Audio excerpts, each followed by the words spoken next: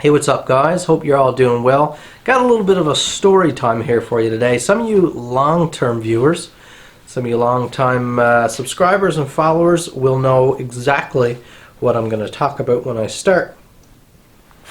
But some of you new guys might not know, and I want to address a topic that you see here on the bench beside me. So, a couple years ago now, I guess it would have been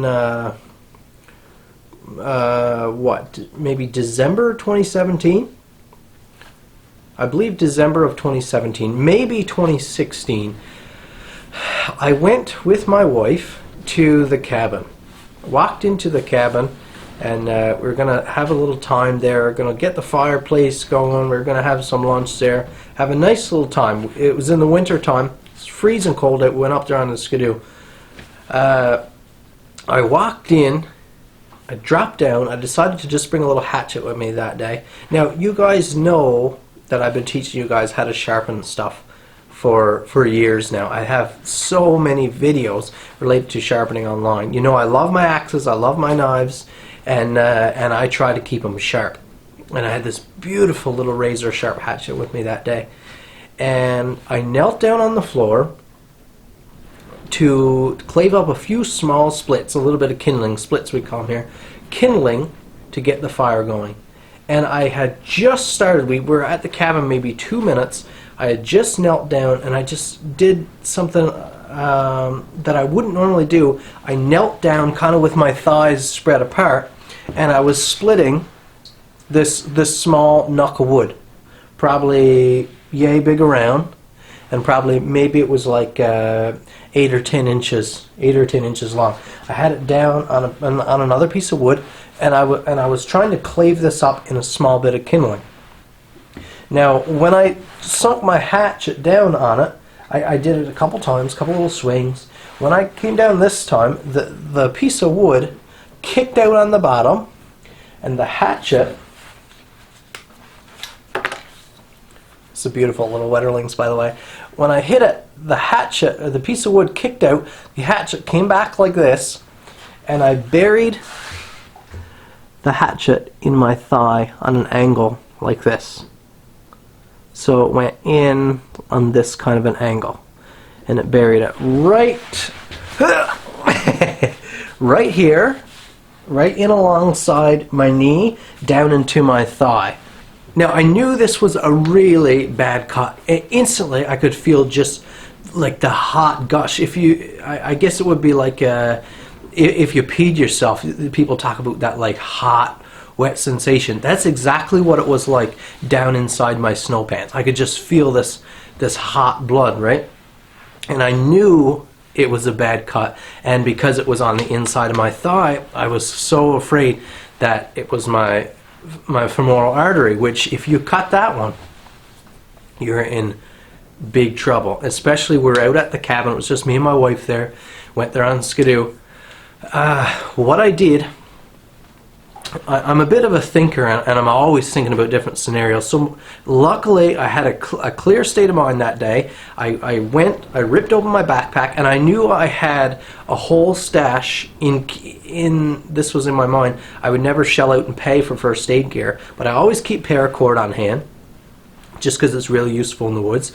And I had this stack of like maxi pads, female like menstrual pads. I just had a whole bunch there because they're super absorbent. Good thing to have around in case of a bleed.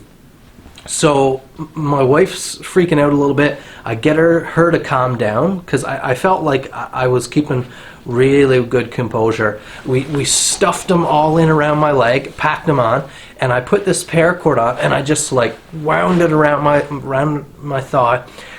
Tightened it down. I had a little half hitch tied, went in, cranked it down, and tied it off. And sort of that hot sensation kind of stopped.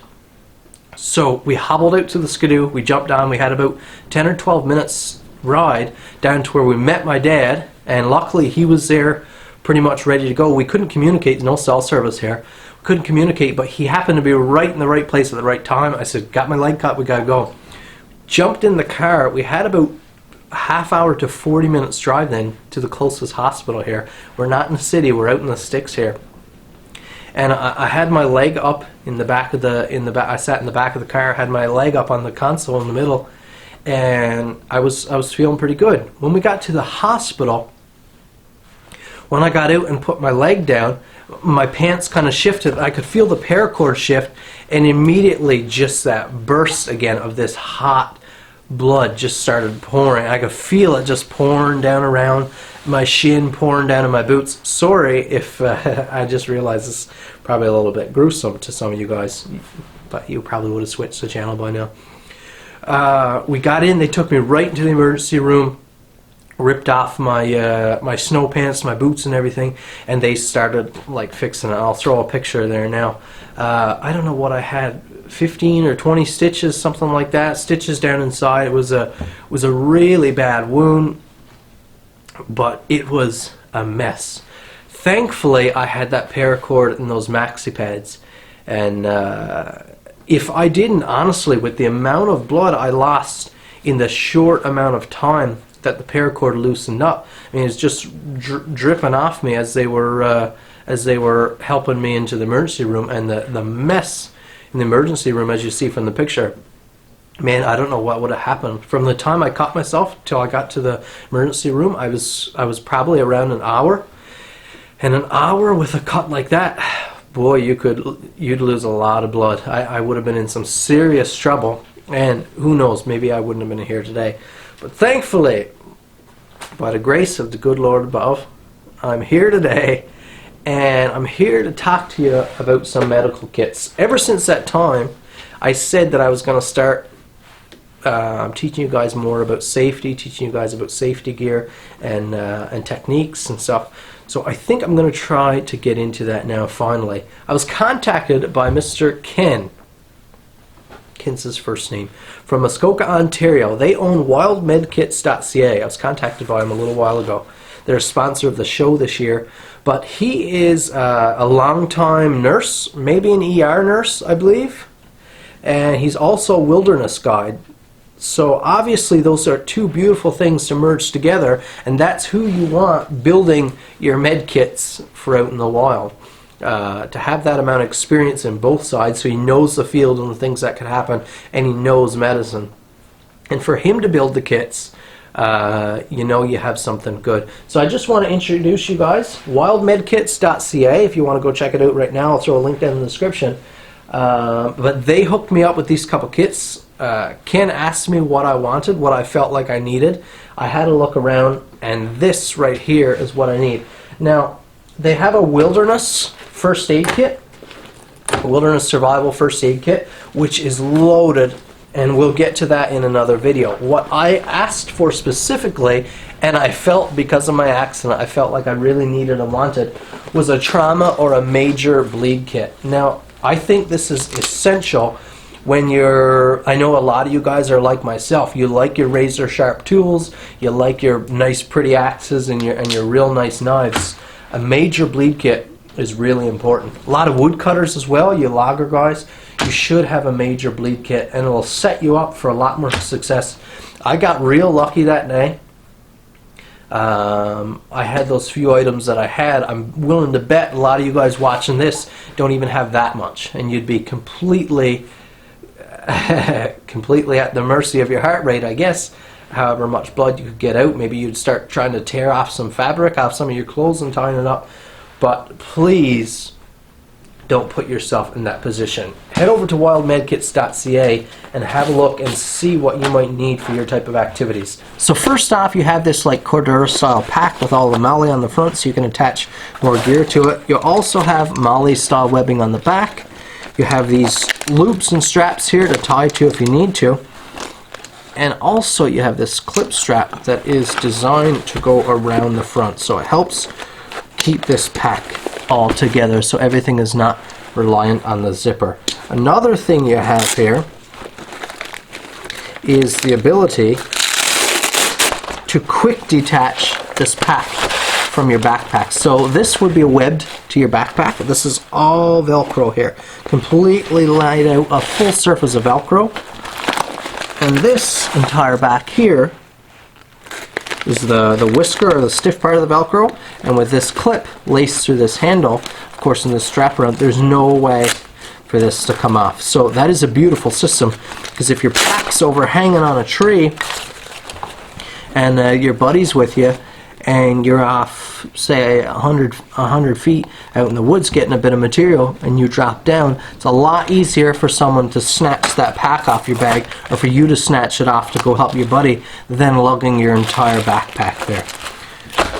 When you get this thing open, you have your trauma major bleed kit. So this is your list of every single item that's in your kit. So you have this here to kind of, it's like a checklist. So if you use up something, you can mark it off if you're in the bush, and you make sure you replace it. You want to be sure you're doing that. But it's just nice to know everything in your kit without taking it out. Now I've had everything out here, and everything goes back super easily. That's one thing I was impressed about. So you can open the kit, take it all out, make a whole mess, and everything fits back in just nice because it has its place, and you're not left with this big problem. First off thing you have here is a compressed crinkle gauze. Okay, so this gauze, obviously it's vacuum sealed, so it's like rock hard here now. But if you were to cut it open, you have that loose crinkled gauze that you can pull out. You also have trauma shears. Oh boy, I hope I never have to use these things, because I'm pretty sure they were used on me that day in the hospital. And of course I was bleeding so much and so fast, they never had any time to use like a lidocaine or anything to numb it. Everything was just on the raw, and I was... whew. Okay. You have a triangular bandage, so this would be to make up for like a sling. So even on items like this, you have little directions there how to make it up like an arm sling if you damage your arm or something like that. You have compression bandage. Okay, these are useful. I've used these lots in my life. Little gym injuries and different things. You sprain or roll an ankle, that type of thing. You also have, what do we have here? You have medical tape. You have, see, these are the little things that the wilderness guys come up with, okay? You have what looks like to be some Gorilla Tape. So some super strong, super tough, like duct tape style tape that can be really useful. You have a marker here, which can be useful in documenting like the amount of time. So it would have been real helpful if I had to mark the time that I tied off my leg, because a medical professional really needs to know something like that. That's one of the first things they ask me is, how long ago did I get the cut? How long did it take me to get in? And how long has it been tied up? Because you guys know the trouble that can arise there. You have a couple packs of nitrile gloves. Really nice if you're dealing with a bad wound. Now this right here is a CPR face mask. Now my CPR is expired right now. I need to get it updated again. But when you do your CPR course in choking, actually the guy that taught me, the instructor, he carries one of these on his person at all times, just in regular civilian life, because when you're doing CPR on someone, of course you have to blow air into their airway, and then you're compressing their abdomen. Now this is going to get a little bit gross for you guys that don't know, but a lot of times you end up causing the person to vomit. Even though they might be unconscious, a lot of times they vomit. And obviously you don't want to be coming in contact face to face or mixing fluids, that type of thing, having to still perform CPR. This mask allows you to put this kind of over their face, over their mouth, the airway, so they can still breathe, you can still get air in, but you don't get any of those contaminants back. So this can be really important out in the field like that. We have an abdominal pad, so a large size, like a soakable bandage. We have some other different size pressure bandages, right? So these would have worked a lot better instead of the maxi pads, but a similar idea. Sterile cotton sponges, all medical field stuff here, you see. So what we have here in this sealed packet, we have a lighter full of fluid.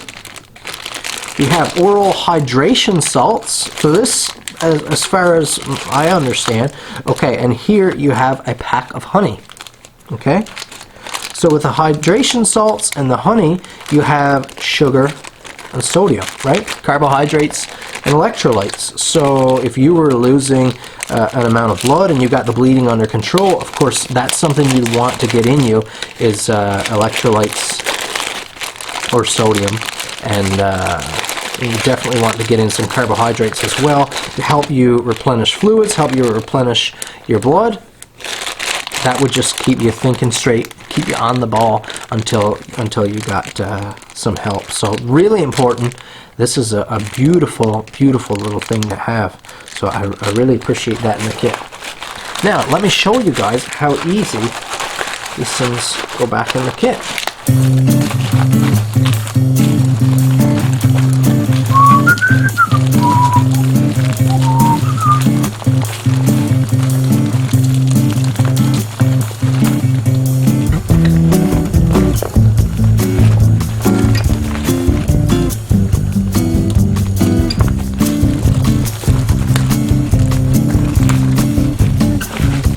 Look at that. So it's not like once you've opened your kit, you can't get it back in there. So in this flip out part here, which is nice because you get more volume without more stuff being in the way, we have like your lighter degree stuff. So we have a sealed pack of bandages. We also have here like your cleaning wipes, your antiseptic wipes. What are these?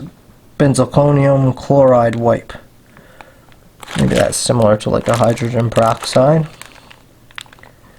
Conium chloride, yeah, and antiseptic cleaner, yes. So really handy for smaller cuts and stuff. Then we have tweezers, which I always like to keep on hand because I'm always getting splinters and stuff. If you're in the woods working like that and you get yourself a splinter, man, it can really take the fun out of your trip. This side is where things get real serious. Of course, like I mentioned in the beginning, we have that compressed gauze. We have the trauma shears, which just scare the heck out of me. We have an emergency blanket. Along with those items, we also have, and this is the thing I wish I had that day. We'll talk about that shortly. This is a CAT tourniquet, or combat application tourniquet. I believe designed for military use. These things, military personnel keep these on their person, but we'll talk about that. We also have, look at this included, a booklet, and I've already read through this. It's kind of a gory booklet, but what everyone should know to stop bleeding after an injury. And if you go through there, it shows all different types of situation with pictures and stuff, how to handle different types of wounds. Man, it is gory stuff, but when your mind is all out of sorts in the field, if something happened, or you're with a buddy who's less competent, which I would argue you should make sure your buddy is just as competent as you if you're going out together, that's great to have. And what you have right here, an emergency high-strength Pester bandage. So a lot of you guys would know this as being similar to an Israeli bandage, which I've used Israeli bandages now ever since I had that accident. So it's nice to have that style of bandage here. These have plastic clips in them, so you can go around the wound, hook in the clip, and then draw tight. And these will put a lot of pressure on a wound. So as you can see, this is a massive amount of gear to carry in such a small package, and it's pretty light as well. We'll keep that tourniquet out because I want to show you guys that here.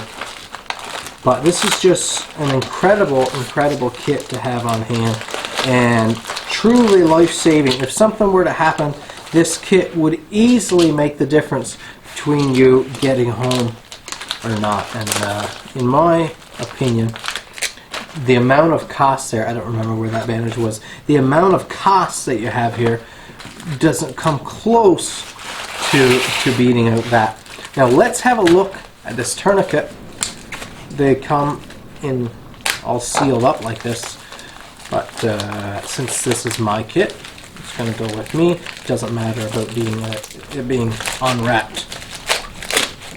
So here's the CAT tourniquet, guys. It's a beautiful piece of gear. I've just decided this video has gone on long enough. This is going to be a long one.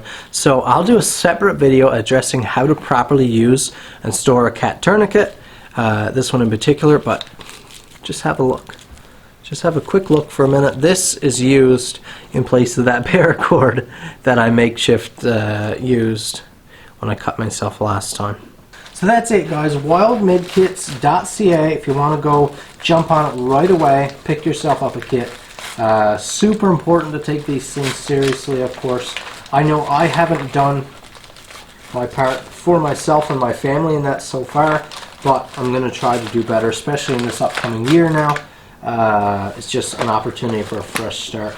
But the trauma bleed kit is just, it's on another level. The amount of protection and insurance you get here for this small of a package is just hard to beat. So I hope you guys, even if you guys don't pick up something from wildmedkits.ca, I hope you guys are taking the proper precautions, keeping your mind right when you're out there and practicing safe techniques, because I've certainly seen a lot of crazy and wild stunts both in person with friends and watching on other YouTube videos and stuff, just people doing things that should never be done, and I'll end up making mistakes like I did, making a few splits that day. So I hope you guys are taking your health seriously and you're prepared to deal with an accident. So more content coming. Like I said, we're going to address that wilderness kit. We're going to address the tourniquet in there, and maybe some other items as well. Maybe we'll do some reenactments and stuff. Who knows? We'll see. Thank you guys for watching.